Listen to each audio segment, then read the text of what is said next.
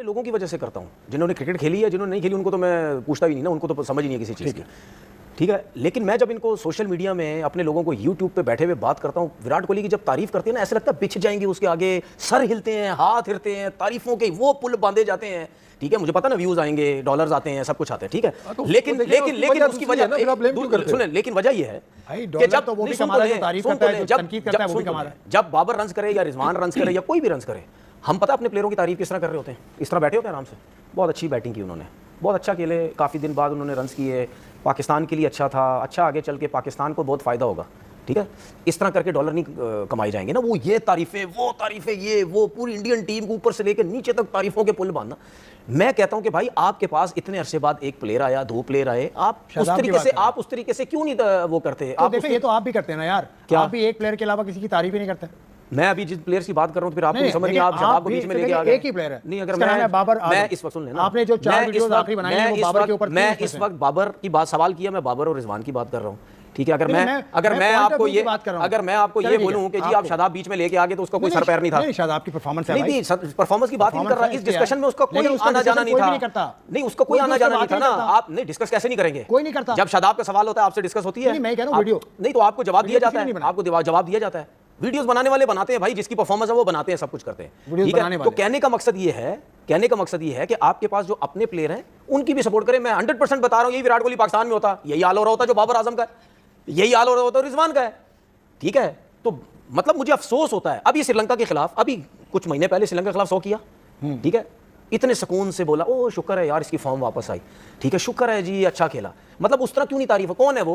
क्या उसकी परफॉर्मेंसेस नहीं है? उठा के तो देखे। और दूसरी बात दुनिया देखे, बात सुने, चाहे पाकिस्तान में लोग हों, सुने, चाहे पाकिस्तान के लोग हों, चाहे दुनिया में कहीं पे भी हों, कोई ये नहीं कहता कि बाबर आजम और विराट कोहली का कंपैरिजन है। वो बेवकूफ है जो विराट कोहली और बाबर का कंपैरिजन करता है। कोई कंपैरिजन नहीं है भाई, वो बहुत लेवल ऊपर लेवल है। लेकिन सुन लें, लेकिन अगर आप उसकी परफॉर्मेंसेस देखें, वो पाकिस्तान की हिस्ट्री में जितने भी बैट्समैन गुजर चुके हैं ना, ठीक है, उनके हिसाब से, इसके हिसाब से इसकी भी बहुत परफॉर्मेंसेस है अपने अपने टाइम के हिसाब से। सबसे बड़ा प्लेयर तो ये भी नहीं, मैंने कभी नहीं बोला और ना कभी ये मैं बोलूंगा। पहले 5 मैं दुनिया के किसी प्लेयर के बारे में ये कभी नहीं कहता कि वो हिस्ट्री का सबसे बड़ा प्लेयर है। मेरे मुंह से आप हमेशा सुनेंगे जो टाइम जिसका चल रहा है, इस वक्त पाकिस्तान का सबसे बड़ा प्लेयर बाबर आजम है। जो टाइम जिसका चल रहा होता है मैं वो बात करता हूं। मैं ये कभी नहीं कहता कि जी सचिन तेंदुलकर विराट कोहली से छोटा प्लेयर, विराट कोहली सचिन तेंदुलकर से बड़ा प्लेयर, मैं ये बातें नहीं करता भाई। जिसका जो टाइम चल रहा होता है मैं वो बात करता हूं, उस हिसाब से इस टाइम वो सबसे बड़ा प्लेयर परफॉर्मेंसेस वाइज हर हिसाब से। तो मुझे अफसोस होता है, अब देखें रन आउट होता है उस पर डिस्कस होती है, उसकी फिटनेस पे डिस्कस हो रही होती है,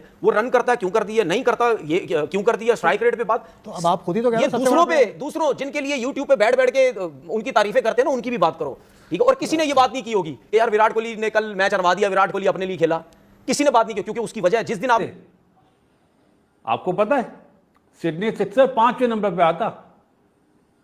बिल्कुल सही कह रहे हैं। मैंने कहा ना, क्रिकेट से बढ़कर किसी को नहीं समझते, टीम वर्क है उनका, वो गेम हो गए। लेकिन इसमें एक बात, इसमें मेरा एक सवाल है कि डिसरेस्पेक्ट किस बात थी यार? पता नहीं, मुझे नहीं समझ में आ रहा है। ये हमने बना दी, वो क्या बोले, आलम पना आपकी इजाजत हो तो मैं अगला ओवर खेल लूं, ये बोले क्या? उसने तो अपनी टीम के लिए वो चीज कर दी जो सब उसको सलूट कर रहे हैं। उससे सवाल करा जब प्राइज वो ना, जब प्लेयर ऑफ द मैच मिला उसको, उससे सवाल पूछा, उसने बोला आई डोंट केयर, कोई बुरा मानता माने। साफ उसने बोला, साफ लफ्जों में कि भाई मुझे मेरी टीम फर्स्ट है। तो इससे बड़ा क्या है? हाँ, अगर बाबर वहां पे जहां पे वो आउट हुआ है, बाबर भी 2 छक्के मारता ना, फिर बाबर जवाब देता कि भाई ये देखो मेरा नाम बाबर आजम है। और दूसरी बात ये कि बासित भाई, ये सीन होने के बाद अगर वो गुस्सा ना दिखाता तो कोई बात कहता भी नहीं। क्यों? दोस्तों, जैसे कि आपको पता है, न्यूजीलैंड की टीम ने भारत को अभी कुछ दिनों पहले टेस्ट सीरीज हराई थी, और उसके बाद में दोस्तों अब दोबारा से न्यूजीलैंड की टीम ने भारतीय टीम को भारतीय सरजमीं पर ओडीआई की सीरीज हरा दी है, जिसमें दोस्तों देखा जाए तो डैनियल मिचेल काफ़ी अच्छा खेले। लेकिन दोस्तों विराट कोहली जिन्होंने काफ़ी अच्छी बैटिंग करी पूरी सीरीज़ के अंदर, लेकिन जो पाकिस्तान के जो बॉलर हैं, क्या बॉलर कहा जाए दोस्तों उनको। उन्होंने कहा है कि विराट कोहली एक सेल्फिश खिलाड़ी हैं और विराट कोहली ने की वजह से इंडिया सीरीज़ हार गया है। तो दोस्तों वो शायद कंपेयर करना चाहे थे बाबर आजम और विराट कोहली को, क्योंकि उनको ऐसा लगता है कि बाबर आजम भी इसी तरह की इनिंग्स खेलता है जिस तरह से विराट कोहली खेले थे। तो दोस्तों उन्हें ये चीज़ सोचनी चाहिए कि विराट कोहली कहाँ से किस मैच को कहाँ से कहाँ तक लेके चले गए, लेकिन बाबर आजम अगर होते तो शुरू में ही आउट होकर चले गए होते। जैसा कि आज आपने देखा होगा दोस्तों, आज के मैच में भी वो 147 रन का स्कोर मिला था सिडनी सिक्सर को, उसे भी चेज नहीं कर पाई उनकी टीम और आउट होकर चली गई पूरी। जिसमें बाबर आजम का योगदान देखोगे तो दोस्तों 0 रन।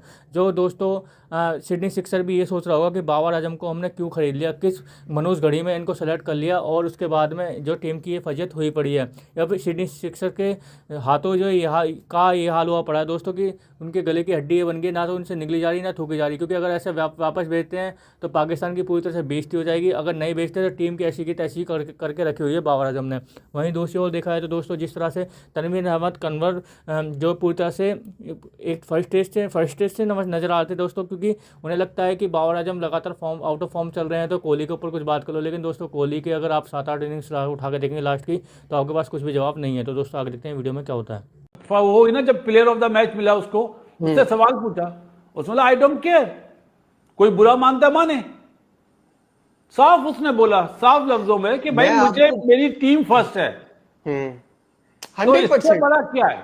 हाँ, अगर बाबर वहां पे जहां पे वो आउट हुआ है, बाबर भी 2 छक्के मारता ना, फिर बाबर जवाब देता कि भाई ये देखो मेरा नाम बाबर आजम है।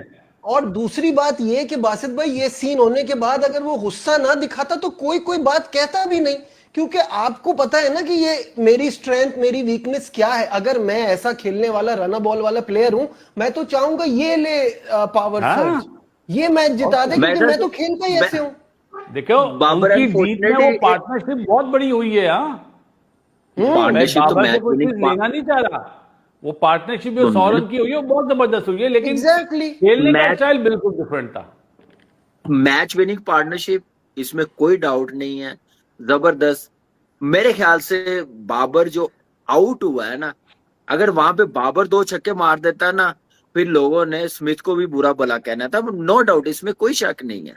लेकिन बाबर तो दोस्तों आपने देखा जैसे कि पाकिस्तानी मीडिया कलेक्शन देखने के बाद में दोस्तों तनवीर अहमद ये कहते हुए नजर आ रहे हैं कि विराट कोहली भी सेल्फिश खिलाड़ी है और विराट कोहली भी मैच नहीं जिताते हैं। लेकिन दोस्तों तनवीर अहमद को शायद ये नहीं पता है जितने वो मैच नहीं खेले उससे ज़्यादा तो सेंचुरी है उनकी, क्योंकि दोस्तों विराट कोहली 85 सेंचुरी मार चुके हैं ऑलरेडी अपने कैरियर में, जहाँ पर तनवीर अहमद ने शायद 85 मैच भी नहीं खेले हैं, देखा जाए तो 5 मैच ही खेले हैं दोस्तों। और वो ये कंपेयर करते हैं खुद के बाबर आजम से विराट कोहली को। लेकिन दोस्तों उनकी बातों को इतना कोई सीरियसली इतना लेता भी नहीं है। लेकिन जिस तरीके से वो बातचीत कर रहे थे एक न्यूज़ एंकर के साथ में, उससे ऐसा लग रहा था कि उनके जो भड़ास है वो पूरी तरह से निकलती हुई दिखाई पड़ रही थी, क्योंकि दोस्तों बाबर आजम जिस तरह से 0 पे लगातार आउट ऑफ फॉर्म दिखाई दे रहे हैं और शायद इस तरीके से जैसा वो खेल रहे हैं ऐसा लग रहा है कि उनका वर्ल्ड कप में भी सिलेक्ट होना बहुत ज़्यादा मुश्किल नज़र आ रहा है। क्योंकि दोस्तों उनको शायद तनवीर अहमद को भी समझ में आ गया है कि ये जो चल रहा है ये उनके लिए अब ज़्यादा दिन नहीं चल पाएगा और बहुत जल्दी बाबर आजम की पाकिस्तान की टीम भी अब शायद छुट्टी करने वाली है। क्योंकि दोस्तों कोई भी टीम हो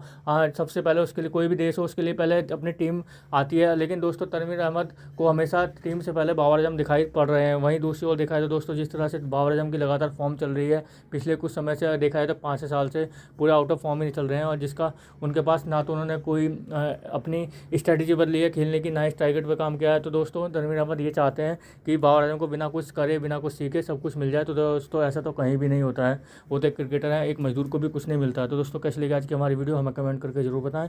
हमारे चैनल को लाइक एंड सब्सक्राइब जरूर करें ताकि आपको हमारी वीडियो प्राप्त होते रहें। धन्यवाद।